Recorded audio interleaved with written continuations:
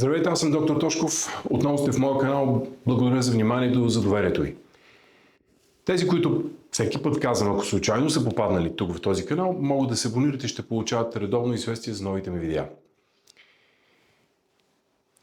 Намирам се в помещение, което нека да не ми изглежда като уред за мъчение. Това е един уникален, наистина защитен с много наука уред, медицински уред, повтарям, който дава страхотни резултати в най-различни посоки, но това, което трябва да знаете за него е, че когато имаме доверие в нашето сърце, как си представяте да имаме доверие в още едно сърце? И то поставено в зоната, която е много по-пасивна и има нужда от много повече помощ. Това, разбира се, е метафорично. Апаратът, за който днес ще говоря, или тази терапия, която аз предписвам изключително често, се казва VacuStyler. За първи път, когато попаднах на информация за нея, ми направи впечатление, че се снима Роналдо с този апарат. След това видях и много друго, така наречени celebrities. Знаете, че по принцип индустрията ползва хора, които са известни, за да може да продава апаратите си.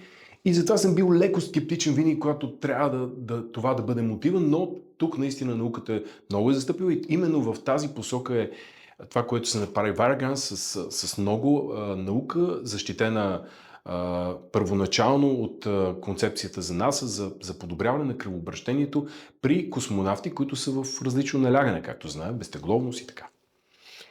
Апарата практически е свързан с това, че върху нашето тяло от диафрагмата надолу ще бъде прилагана така наречена магнитно пулсационно вакуумна терапия.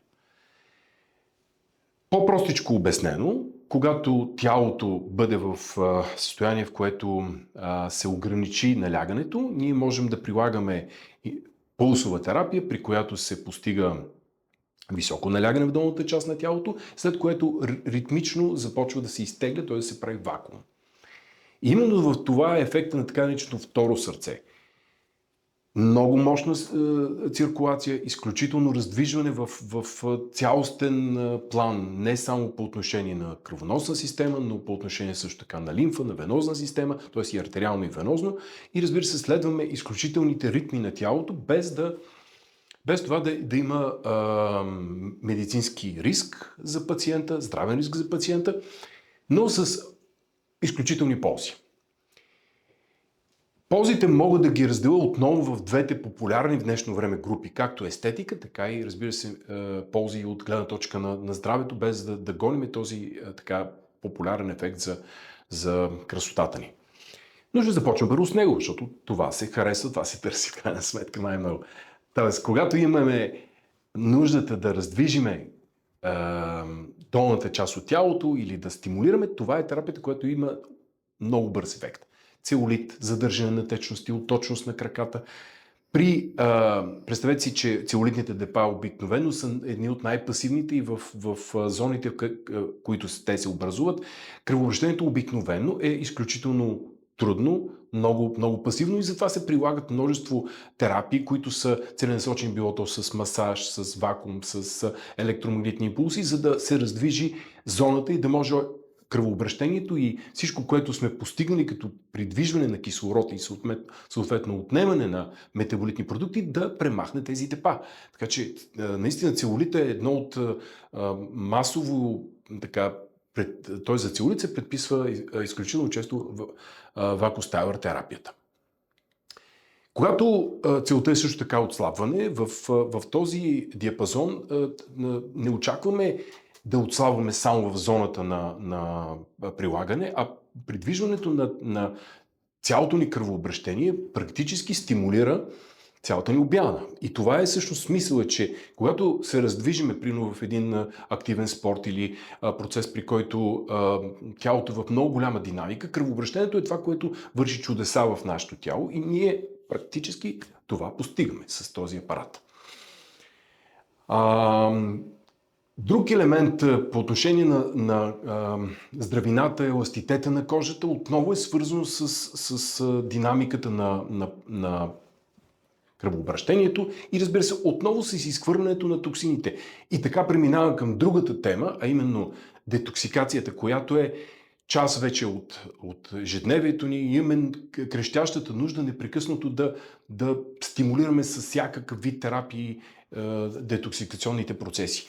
Когато сме пасивни по цял ден, когато нашето тяло е в механичен застой, когато кръвоносните съдове се опитват да изтласкат пасивната кръв от долните крайници или черния дроб има застоен процес, нуждата от някой да подпомогне този процес в лицето на такъв тип ефективност е с доказани ползи.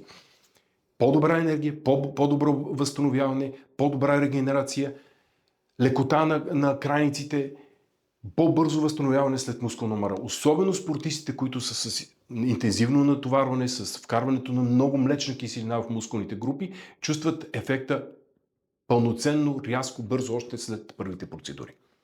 Брой процедури, които предписвам, разбира се, се разграничава според това, което целиме. Обикновенно комбинирам тази терапия с други, като криотерапия, като Red Light терапия или при пациенти, при които имаме метаболитни програми, искаме да ускориме отслабването. Затова процедурите са минимум 10, 15, дори до 20 по възможност.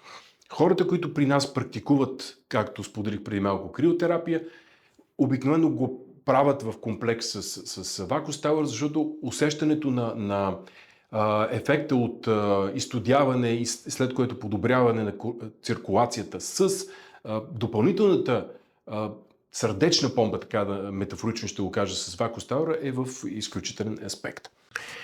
Така, и понеже започнах с това, че този апарат изглежда малко като уред за мъчение, искам да ви успокоя. Терапията протича изключително гладко и без никакъв стрес за пациента.